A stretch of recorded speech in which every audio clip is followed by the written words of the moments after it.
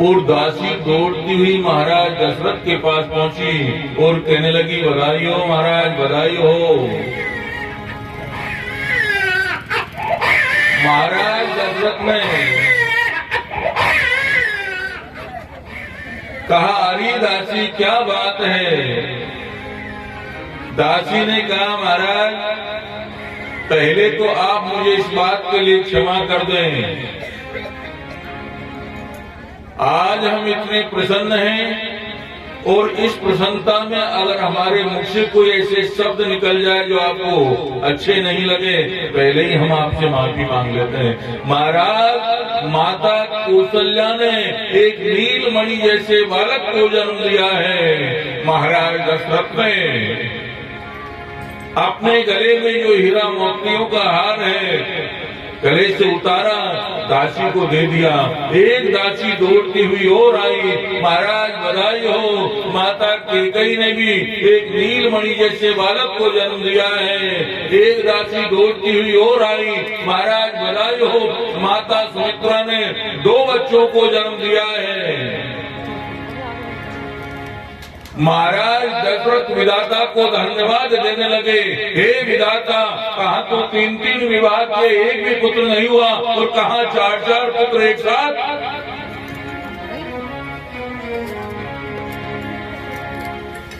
और ये दुनिया की रीत है, जब हमारा कोई अच्छा समय आता है तो उसमें जिधर से देखो सुख के ही समाचार सुनने को मिलते हैं, खुशी के ही समाचार सुनने को मिलते हैं। जब हमारा कभी कोई समय खराब होता है उसमें जिधर से देखो दुख के ही समाचार हमको मिलते हैं। ये संसार का नियम है। ये समाचार पूरी अयोध्या में ऐसे फैल गया जैसे रुई की ढेर में आग लगती है। सभी अयोध्यावासी दौड़ते हुए आए, ढोल नगारे बजने लगे, झूम झूम करके गा रहे हैं, राजा दशरथ जी के द्वार नौबत बाज रही हो, राजा दशरथ जी के द्वार नौबत बाज रही हो, राजा दशरथ जी के द्वार नौबत बाज रही, राजा दशरथ जी के द्वार नौबत बाज रही। समाचार सुनी सुनी सखी आई, समाचार सुनी सुनी सखी आई, समाचार सुनी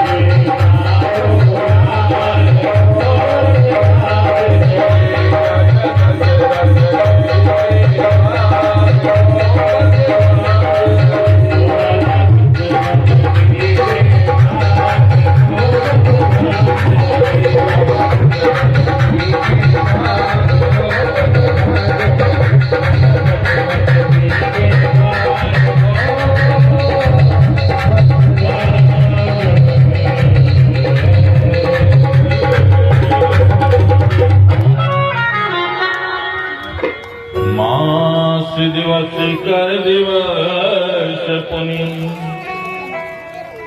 मरम जाने को। 1 महीने का दिन हो गया जिसका कोई मर्म जान ही नहीं पाया। ये 1 महीने का दिन कैसे हुआ? संत इसका अलग अलग भाव देते हैं। एक संत कहते हैं कि 1 महीने का दिन कैसे हुआ? जैसे ही राम जी का प्राकट्य हुआ, राम जी का दर्शन जैसे भगवान सूर्य ने किया तो सूर्य की तो मानो समाधि ही लग गई हो, अपनी चाल ही भूल गया कि मुझे आगे भी बढ़ना है। 1 महीने बाद होश आया, इसलिए 1 महीने का दिन हो गया। सूर्य आगे बढ़े, अस्त हो तो रात्रि हो, यानी कि 1 महीने की सूर्य की समाधि लग गई हो जैसे भगवान राम का दर्शन पा करके, इसलिए 1 महीने का दिन हो गया। संत कहते हैं कि 1 महीने का दिन कैसे हुआ? संत कहते हैं जैसे शोभा यात्रा निकलती है, पहले दिन हमारे यहाँ भी निकली थी जो कलश यात्रा निकली थी। ऐसी कलश यात्रा में 3 प्रकार के लोग होते हैं। एक तो वो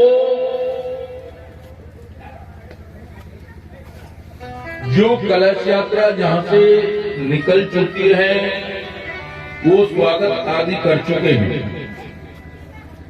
अपना सामान समेट रहे हैं। उनसे अगर पूछा जाए क्यों भैया कलश यात्रा, बोलो कलश यात्रा हो चुकी है, वो क्यों करेंगे।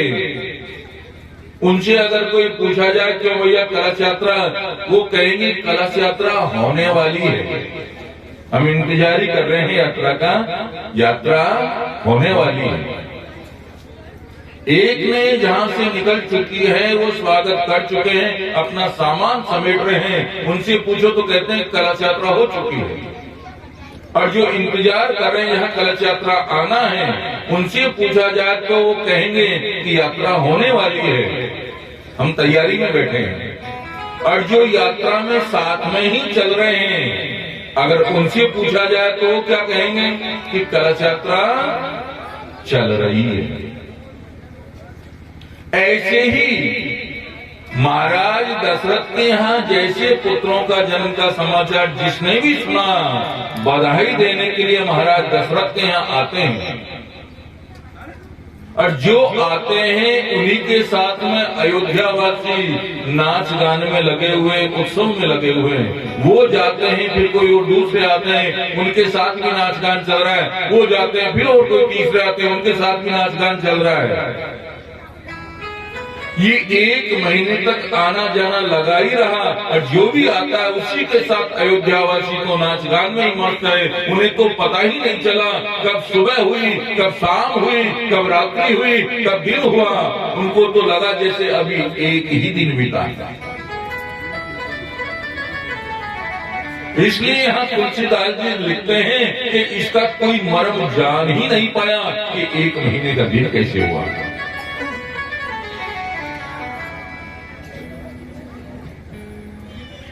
1 महीने तक उत्सव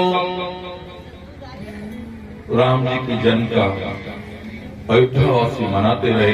1 महीने तक नाच गान ही चलता रहा।